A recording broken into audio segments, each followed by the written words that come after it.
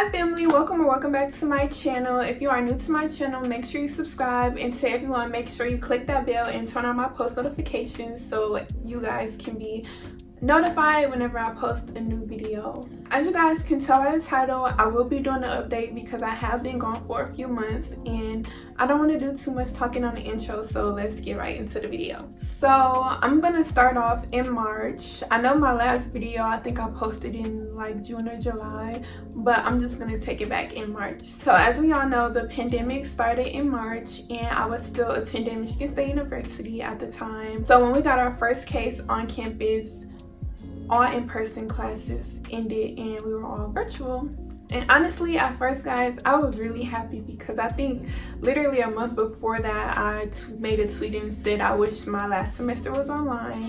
And guys, you really have to be careful what you wish for because my wish came true, and although it was nice, I didn't think we would still be online now and it's the new year. I know some schools went back in person, but as you know, Michigan State is a really big campus, so I believe they're still online right now. So when it happened, I said cool. I think it was only supposed to be about a month that we were supposed to be online, or we were supposed to be online until finals, and we were going to take our finals in person. And then the president emailed us and said the remaining of the semester will be on person. And as I stated, I was a senior, so I had graduation to look forward to. And then I just started thinking like, oh my God, I'm not going to be able to walk. A first generation student is not going to be able to walk. So my feelings was hurt, and I knew that it was necessary to slow or stop the curve or whatever the saying is. So I was sad, yes, because I didn't get to experience that, but I also understand why that decision was made. So that was that. What was that? March through May. My graduation date was May 2nd, and I did not get to walk, but I graduated. I got my degree. I will insert a picture right here if y'all can see, just to show y'all I did receive my bachelor's degree. I received my degree in chemistry, so that was great because the 4 years was hard. It was so many nights that I cried. So when that degree came in the mail, I was really happy about it. Like, I worked hard for that, and to really see my work pay off, it's just, the feeling is ecstatic. So in the midst of classes transitioning to be online, I actually moved back to my hometown in the beginning of April. And since I had more time on my hands, since I didn't have to get up, get ready, and travel to go to school. I'm sorry guys, my cat is trying to get in my room. 1 second. So this is Eva, guys. So when I moved back home, I decided to start studying for my DAT. The DAT stands for the dental admissions test, and every applicant needs to take it to be admitted into dental school. It's basically an entrance exam. Think of the ACT or the SAT, but for dental school. So I was studying for that. I studied for that for about 3 months. I ended up taking it at the end of July. And in the midst of studying for the DAT, I was also getting my application ready to submit for dental school. I was writing my personal statement. I was filling out the actual application itself. I was reaching out to my professors to get letters of recommendation. So it was a lot that I was doing in that 3 months. And honestly guys, studying for that test and applying at the same time was very hard on me, but I got it done. I will do another video about that at a later date. Y'all see her back there. My cat loves to be running. I wanted to submit my dental school application first because, you know, the earlier the better, but things happened and it got pushed back, so I just submitted after I took my DAT. So after that, I was bored, and due to the pandemic, I lost my job on campus, so I had to find another job. And guys, finding a job, the job that I wanted, was so hard. Like, although I had my bachelor's, I could not find a job in my field, so I was honestly getting sad and depressed about that. And at that point, I just was like, I need a job. I was applying everywhere, honestly, and the first place that called me back, I took the job. And that job was General Motors. yes, I was working at a plant, at a factory, however you want to call that type of job, manufacturing, whatever. I took it. I was a full-time temp. I was hired just to do my 90 days, but they were going to keep me longer. Guys, I was so miserable working that job, but I knew I needed to do something. I could not just sit in the house bored. So I took it. In the position that I took, I actually wanted the shift that I picked, which was third shift. So I worked 11 p.m. to 7 a.m.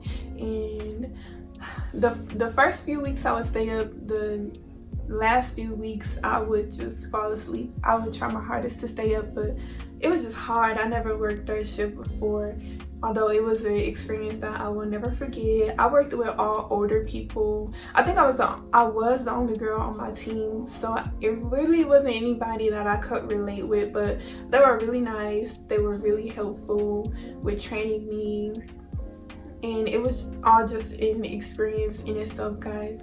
But towards the end, they moved me to first shift, and first shift was way worse than third shift. The amount of work that they did was on first shift was just mentally draining. The work that they wanted me to do was really exhausting on my body. Like, first shift handled big parts, so it was these hoist things that they wanted me to use to pick up the parts, but the hoist itself was heavy. It did not help at all. So I would want to pick up the parts with my hands, and I couldn't do that. So honestly, guys, I was not happy working there my last few weeks. It took a toll on my mental health, and I knew that it was something that I could not do anymore. And guys, I know sometimes you have to work places you don't want to work at, is what I did for 3 months, but don't let anything take a toll on your mental health. It's not worth it, trust me. So I remember vividly, I was at work literally bawling my eyes out, and at work we used to have to wear PPE. So I had my regular prescription glasses, I had safety glasses, earplugs, but mainly it was just the glasses. I was bawling my eyes out, guys, like tears just filling up. And I was calling my mom. I'm like, Mom, I think I'm about to quit. I just can't do it anymore. But I needed to work because, like I said, I applied to dental school, and that was a lot of money. So I was trying to build my bank account back up. So I couldn't just quit without having a plan. So I'm actually in this group on Facebook. It's like a dental assistant group, and I just put my whole background in there. I said, you know, my name's Ariana. I just graduated from Michigan State. I'm pre-dental. I'm actually in the application cycle right now. I want a job in the dental field. I don't have any dental assistant experiences, but I'm willing to learn. I catch on quickly. You know, any position in your office would be great. Not even 5 minutes after I made that post, I started to get comments under it telling me to send my resume, send a cover letter in, just, you know, positivity, encouraging me, congratulating me on graduating, and so many other things. So the first comment, I sent over my resume and a cover letter. The other locations were kind of far, and I didn't really want to travel that far. And when I sent in my resume and my resume and my cover letter for the position, 20 minutes later she emailed me back and we set up an interview date. So guys, I hope nobody from my previous job sees this, but it was kind of hard to call into GM. I never really spoke to an actual person. It was a what was it? Operator or something, like a recorded voicemail, and I called in. I just said I was sick, and I was taking the biggest risk because I knew if I didn't get this job, I was going to be out of a job, and it was already hard finding a job in a pandemic. So I took a risk, but I was betting on myself, and I knew that I was gonna go in that interview and give them all that I had. I told them that I didn't have any experience, so they knew beforehand, before even setting up this interview, you know, my background. So after that interview, like 20 minutes later, I got the call that they gave me the position and I accepted it. So now I am currently working at a pediatric dental office doing what I will be doing in the future. I don't know if I'll be working with children, but you know, in the dental world, as a sterilization tech and an office assistant. So I do a variety of things, and hopefully they will train me as an assistant in these upcoming weeks. So that's the update on me working somewhere I didn't want to work for 3 months to now loving my job and wanting to be at work all the time, even on my days off. I love the coworkers, I love the doctors, everybody's just amazing and nice overall.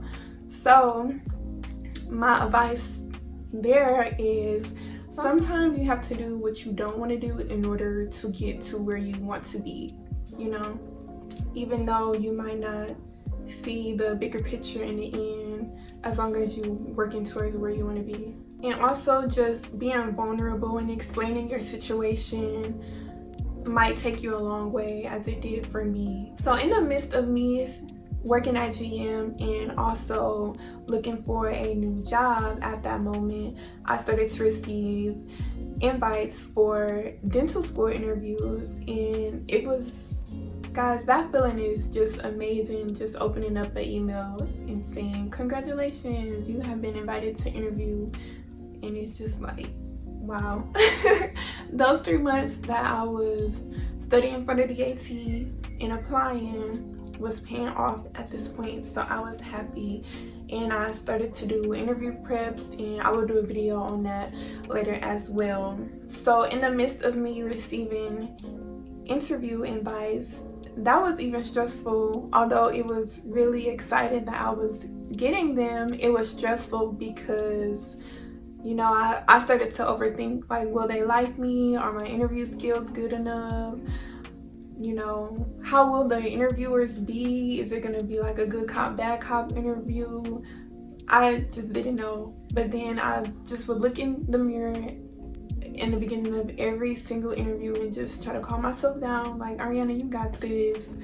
You know, they're extending an interview invite for a reason. Just be yourself. They like you on paper, they're gonna love you even more in person. So I received 5 interview invites, and I got accepted into dental school, guys. Like, it's been a crazy year, but in the end, everything paid off. I got accepted into dental school.